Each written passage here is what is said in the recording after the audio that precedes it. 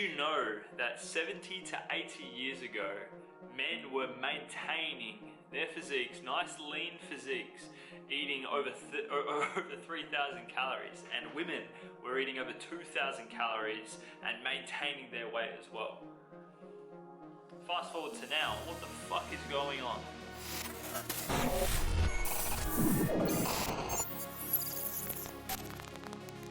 What's going on, legend? Angus Beef here. Thank you so much for stopping by to click on this video, and I want to touch today on the difference between basically if we go back in time compared to how things are now and comparing the difference. So in other words, if we go back in time a little while to about 70 to 80 years ago, men, right, didn't have an issue, like vast majority of males didn't have an issue with being able to maintain their weight eating about 3,000 to 3,300 calories, right? Similar deal with women, able to eat about 2,000 calories to 2,200 or so and maintain fairly lean physiques, without the need for supplements, fat burners, unicorn water, skinny teas, anything like that, right? And it was quite uncommon to come across someone that was obese or who was having body weight issues, right? Like it was just a bit of a rarity, right? But if we fast forward to now, right, it's actually the other way around. It's pretty much a rarity, or like it's uncommon to come across someone that's actually lean and healthy, meaning that more people are obese and overweight than there actually are people that are actually healthy. See what I mean? It's pretty much at that level now. But you look at things, right?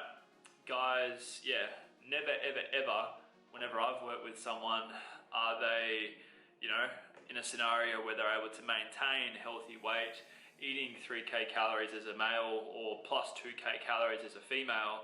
Like more often than not, they're in a metabolically damaged state. In other words, their body has become so used to functioning on less calories and minimal food that everything's been so down regulated in terms of their body adapting to what's been going on and what it's been put through. You see what I mean? And this is fucked, like this shouldn't be happening.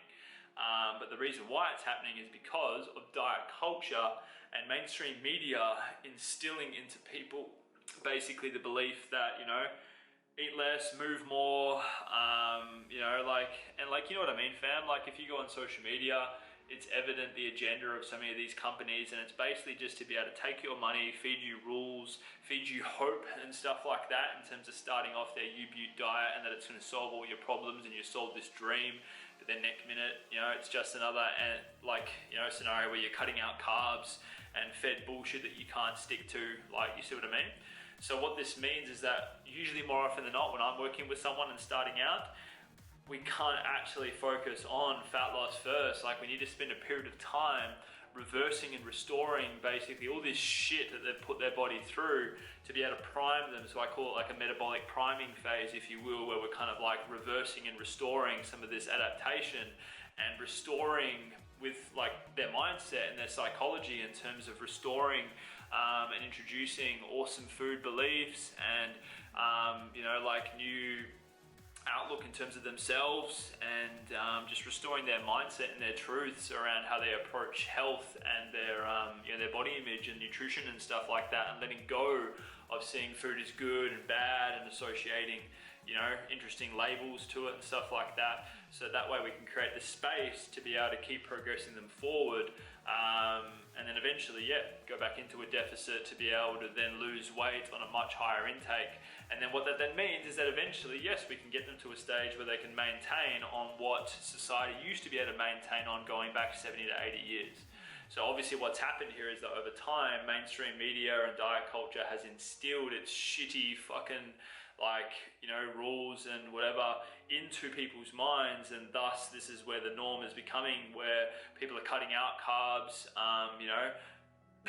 selling their soul to be able to afford fat burners and all these sorts of different supplements and stuff like that, and just moving further and further away from the basics in terms of what should be lived by in terms of your foundations and lifestyle around approaching getting healthy. Because the thing is, fam, is like it should be a reality for you where you can eat a lot of food and maintain a nice healthy weight.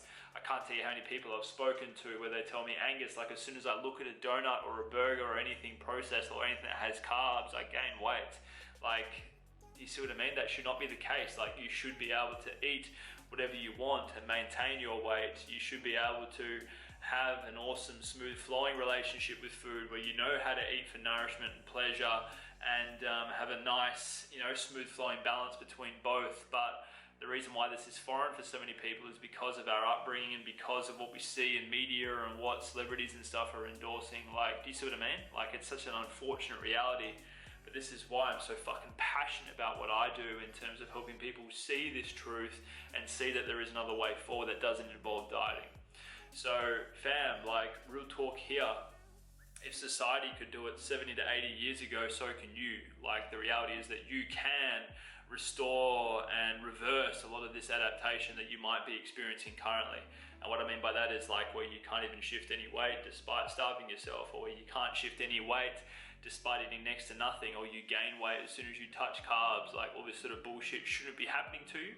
But the reason why it does for so many people is based on the approach and based on the patterns and signals that you're sending your body, and then therefore your body adapts accordingly.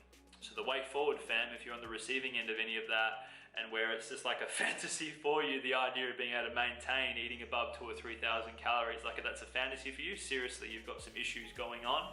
And this is the sort of thing that I love to help sort out. So if you've got any questions around this, light up the comment section below. I'd love to see if and how I can help you, or just add some value to your question and help you out. But potential for my coaching to be able to be an asset, to be able to help you. And if that's the case, there's a whole heap of links you can check out, plus on my social media, on my YouTube, heaps of ways you can get in touch. So be proactive. Understand that, like, if you're stuck, you don't need to be stuck. Like, your body's ever adaptive. You can always change and reverse and improve things. It's just a means of whether you have the drive to be able to find a solution to this problem and be open to finding the right changes that are in line with the future you're trying to create for yourself. But thank you so much for watching. I really appreciate you for taking the time. If you got some value for this, from watching this video, share it on your social media, tag me. Let's get this message around. But seriously, fam, fuck dieting. Like, what good has it done to any of us? Like, even my backstory, if you haven't seen my backstory, it's on my YouTube, it's on various parts of my social media. Like, I come from a binge eating background, and like, my first diet I did when I was like 12. So diet culture, was a parasite in me from a early age, and warped my relationship with food and with myself. So if it's possible for me, it's possible for you with the right help as well. But thank you so much for watching. See you in next week's Anti-Diet TV episode. Peace.